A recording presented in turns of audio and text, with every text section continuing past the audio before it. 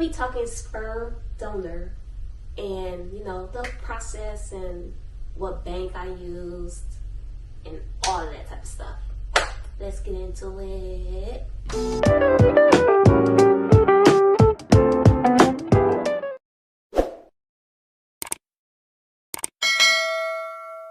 So I use Seattle Sperm Bank, and this is what the site looks like currently. I don't know if you can see that. I might put it on the screen.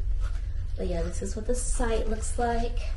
And I'm logged in already. When I first started my fertility clinic, they gave me a list of like the top 5 sperm banks that they, you know, I guess like the most. And Seattle Sperm Bank was one of them. And I chose them simply because I started off choosing them because I read reviews. I'm in like a whole bunch of Facebook groups for people trying to conceive, and I've seen a lot of good reviews about Seattle Sperm Bank.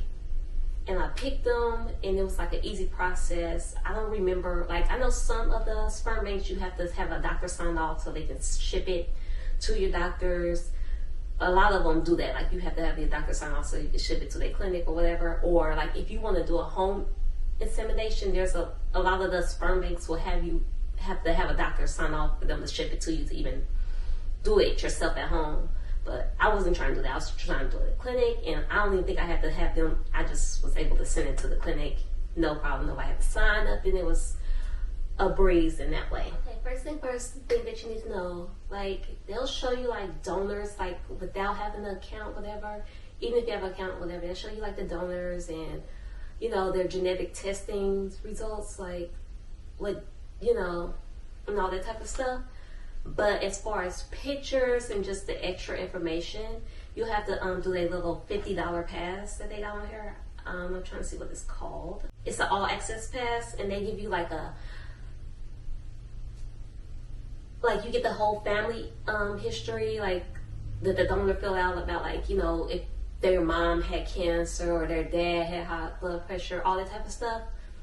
You'll get that. You'll get these little Curacy, I think that's what it's called, Curacy test, which kind of tells you like if they're like more of a performative, or I don't know, but you get all the information. You get like you get to hear them, like their voice, and they do like an interview, and they talk to them about, you know, what they like and what, you know, this and that about their upbringing. And some of them even, you know, comes with letters that they write, like the donor writes to the child, you know, about why they became a donor, and, you know, just things they want them to know and all that type of stuff. And yeah, you get like a whole bunch of stuff, and you get to see their childhood photos on Seattle Sperm Bank. You only get childhood photos, baby childhood. There's no adult photos of the sperm donors, but I know there is other sperm banks that do have adult pictures of your donor, but they also is higher. I think it's California Cryo Bank, California something. They have adult pictures of your donors. They are much higher than Seattle Sperm Bank and a lot of the other ones. But, you know, it's all about what you want. Feel it. Like, if you favorite donors, it'll be there. Like, if you know, like, it's like being on Amazon. You see something you like, bing, put it on the wish list or something like that. Like, so you got like a favorite section where all the donors that you like is there, and it tells you, you know, how many vows they got left. And then it got a donor inventory where it tells you about the donors that you know, bought in the past. And then it has a vow storage, which tells you how many vows you got in storage. I currently have none in storage because I don't have none in storage. And you can keep some vows in storage. Sometimes they give you like 6 months or a few months free to store them. It just all depends. You have to like really, like, you know, keep up with them and their emails and stuff, because they be having a lot of things. Then they also have like a order history, and my last place order was on October 10th. That was the order that got me pregnant. And my very first one was August 7th, 2020. And was that the same donor? No, it wasn't the same donor. But yeah. And I'm going through my things. I'm gonna see how many vows I actually purchased from them. 1, 2, 3, 4, 5, 6, 7, 8. 8 valves.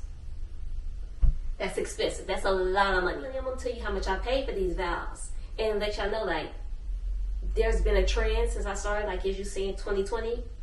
It's a trend. It's like every year they go up. And I'm gonna show you guys. I don't know how much they are currently now in 2023, but I imagine they went up. I know they went up because they sent me an email that said, hey, buy before then or before the prices go up. So just keep in mind, like every year it's like a jump. And that's not just with Seattle Sperm Bank, that's what all the banks have, from what I've seen, the banks that I've checked out, they all go up every year. Like at the end of the year, like after New Year's, it's gonna be up.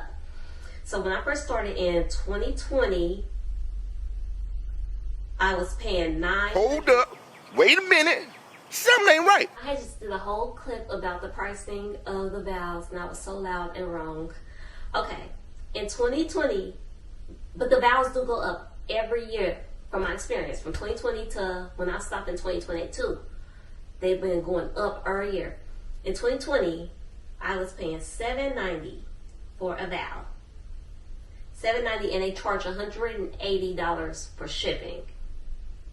So altogether, it was $970 to ship, one valve. 2021, I was paying $850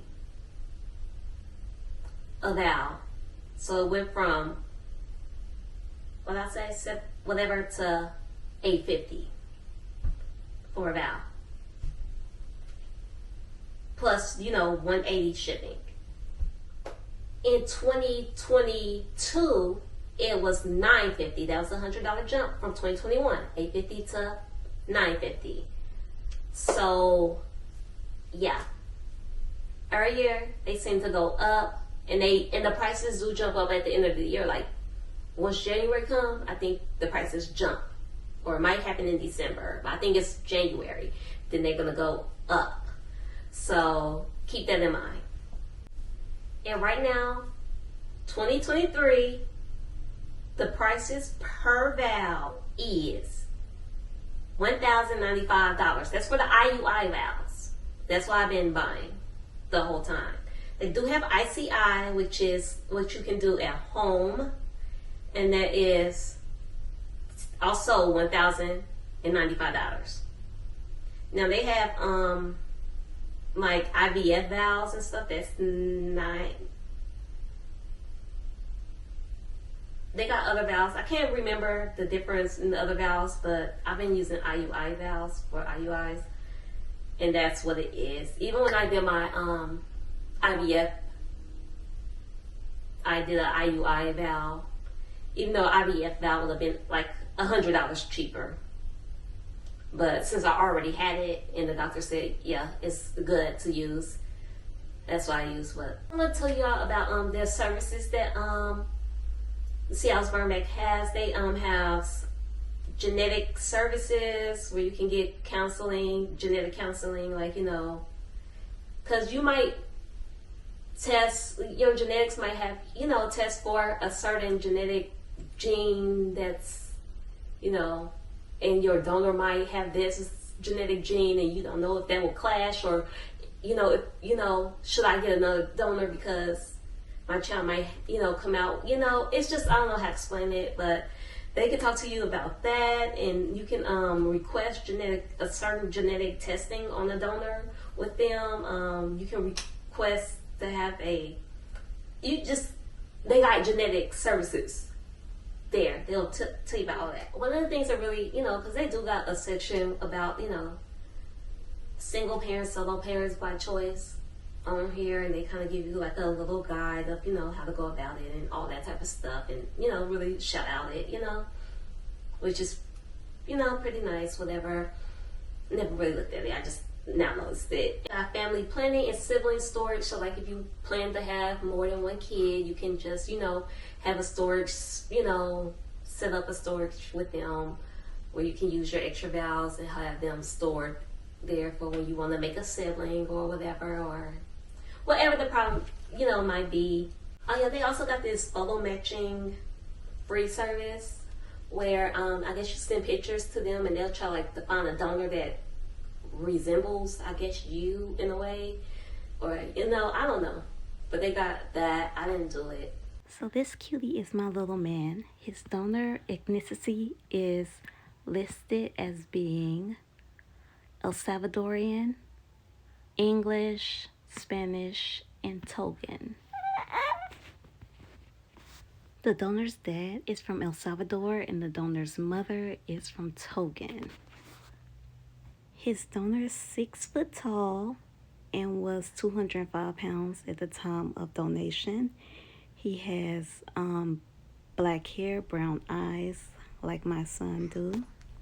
The donor was a student majoring in political science, and overall, I think I made a good choice. I just love my son. He's so adorable. Honestly, when it came down to finding a donor, I've seen, and I'm in a lot of groups, I see a lot of people be very, very particular, and they just have this list of things, and they just so like, oh my goodness, they were stressed out trying to find a donor. But for me, it was pretty easy. I just wanted a baby. I used to joke and say, I don't care what it was, even if it was a baby gerbil, just give me the baby. But no, it was easy for me. I just looked through the profiles. At the time I didn't have my genetics tested. I wasn't genetic tested, so, and I also CMV negative, whatever that means. So when you're CMV negative, it cuts your pool of donors so small. I would say in half, but it's even more than half. It cuts it down so small. And if you CMV negative, my doctor says, it was best for me to find a donor that's CMV negative as well, even though I've seen some people that don't and baby came out just fine, but I didn't want to test it. So yeah, my pool of donors went so small, and that's like on every sperm bank, it went so small. After, searching for donors that CMV negative. And that also wiped out of a lot of the African American donors. Bring me to one thing I wanted for my donor to be was a person of color. And like I said, knocking it down from CMV negative made the pool so small, and especially with African American donors, it's a tiny pool anyway. So doing that knocked it down even smaller, and I was not genetically tested, so I didn't want nobody that had any genetic deformities or whatever. I don't even know if I'm saying that right. So I was just looking for somebody with a clean slate that says 0, then tests positive, or, for nothing. And that made like every African American donor go away, which kind of sucks because when I was pregnant, I did get genetically tested, and it turns out that I have nothing popped up, like no default type of genes, none of that popped up for me. So I could have picked basically anybody, because the thing with genetics, like if the donor tests for something and you test for something, there's a likelihood of the baby having it. But like, say if you test for something and the donor doesn't, it's more than likely that the baby's just gonna be fine. So like if one have it and the other one don't have it, it's pretty much cool. But if y'all both had it, but since I didn't know what I had at the time, I just didn't want to pick anybody that had anything that popped up on the genetic testing. So yeah, but I did find a donor that was of color. He's not black, but he's of color. I could not get a black donor, but I looked at my donor, I was like, he can work. I didn't want a donor that's gonna produce a baby with me that's just gonna look like I had somebody, like a baby that don't belong to me.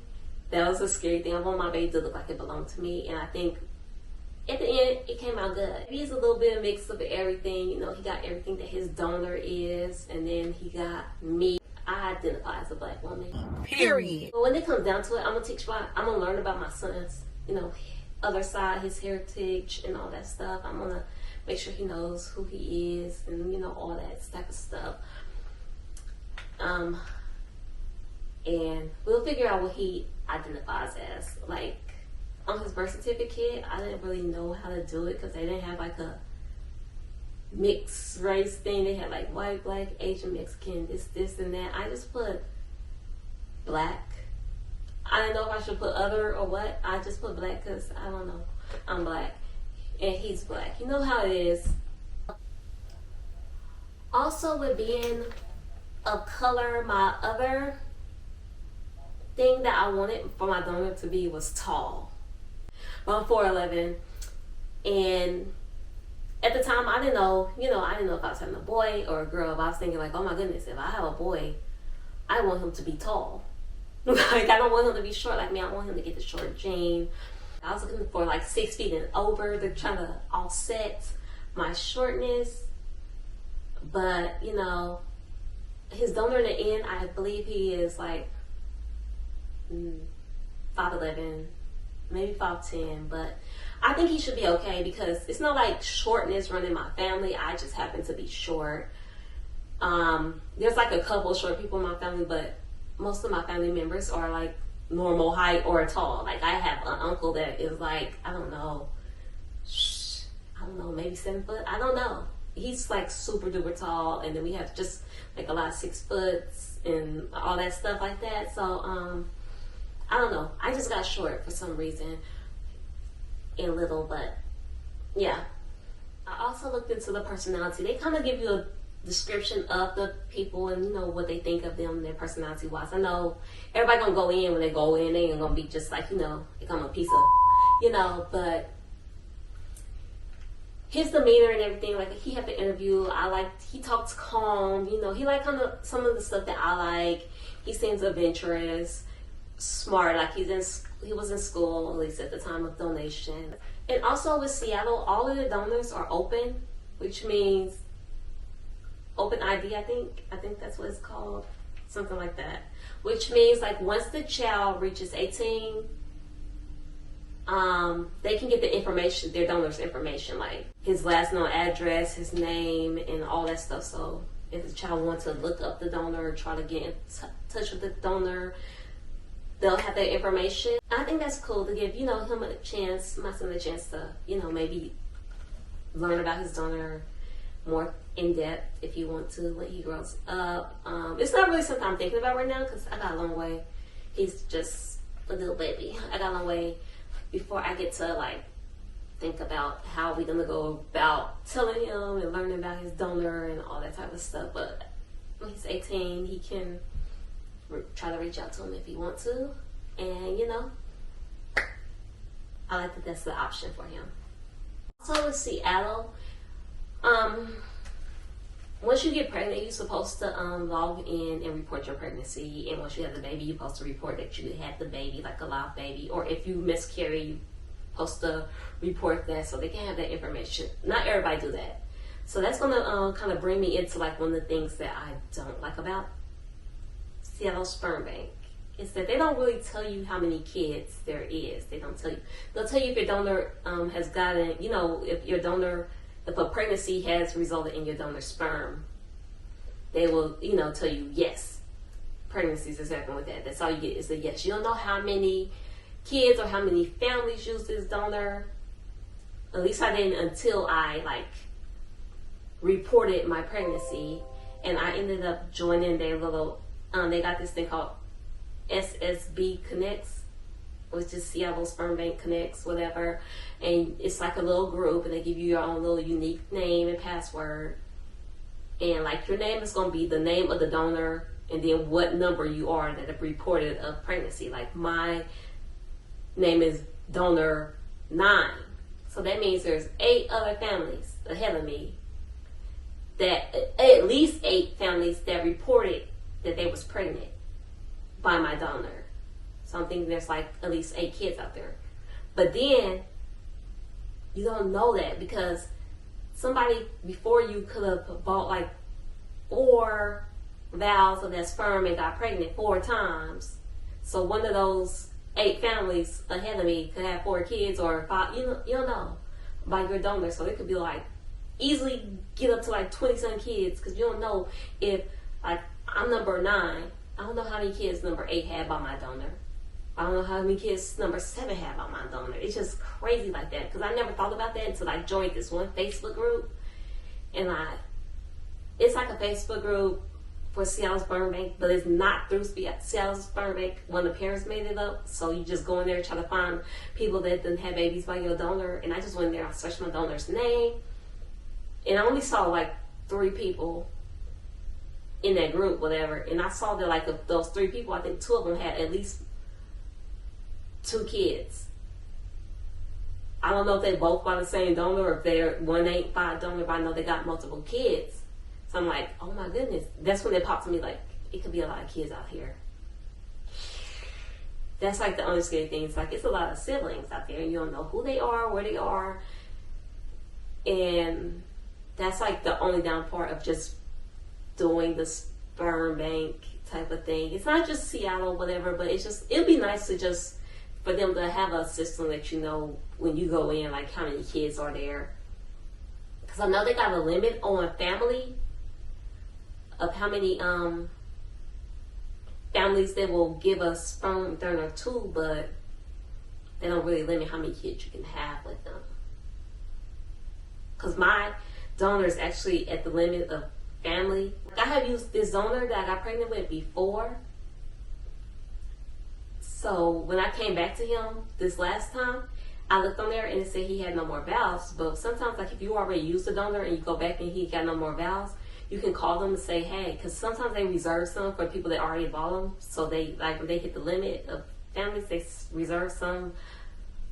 So the people that already bought it, like say if it didn't work for them, they want to go back and see if you got any more, you can get it. Because since he was empty when I went back to get him, I called and they had some extra, that was just, for these situations.